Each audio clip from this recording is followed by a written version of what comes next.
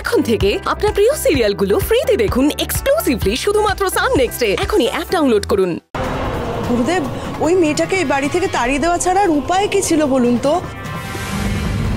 ওই তো মোহিতকে খেয়েছে, ওর জন্যই আমাদের সংসারের এত বড় একটা ক্ষতি হয়েছে। ওকে ওকে কেন এই বাড়িতে রাখা হবে বলুন আপনি?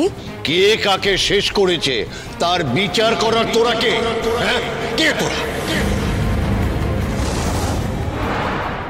পরম ব্রহ্মের ওপর ওঠার চেষ্টা করিস না।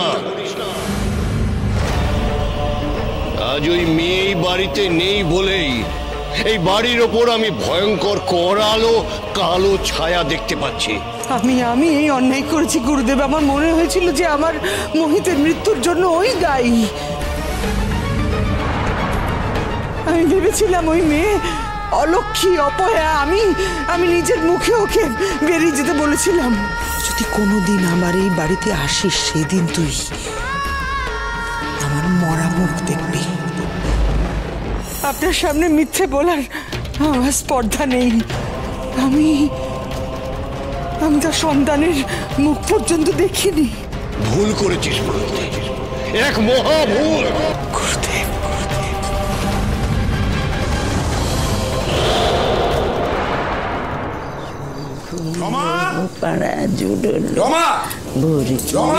কি হয়েছেটা কি বলো তো, চিৎকার করছো কেন? আচ্ছা, তোকে আমি যে এত করে বললাম দেরিতে হলেও দোকানে যাস, তুই গেলি না।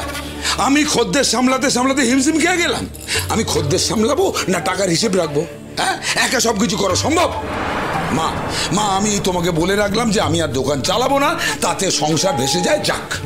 কি ব্যাপার রমা, তুই দোকানে যাসনি কেন? আচ্ছা, তুই কি চাস জেঠুর দোকানটা পুরোপুরি বন্ধ হয়ে যাক? কমলা, তুমি কিছু বলনি কেন? এই পোড়ামুখীকে বলতে বলতে আমার মুখে ফেনা উঠে গেল। না, আমাকে আর কেউ সাহায্য না করলে আমি দোকান খুলতে পারবো না কেষ্ট।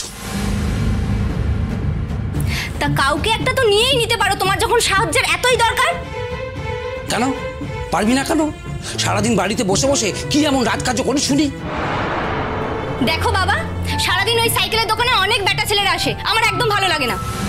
আর আমি পরিষ্কার আজকে বলে দিচ্ছি, এতদিন অনেক সাহায্য করেছি, আমি আর পারবো না। আচ্ছা, সংসারটা কিভাবে চলে সে চিন্তা তোর মাথায় আছে?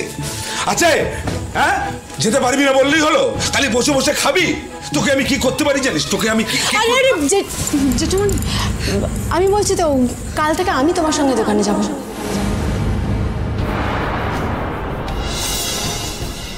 না, এ আবার কি কথা? হ্যাঁ, তুমিও তো বড় বাড়ির বউ, তুমি কি না দোকানে গিয়ে বসবে? না, তা চলবে না বাপু, চলবে না বাপু।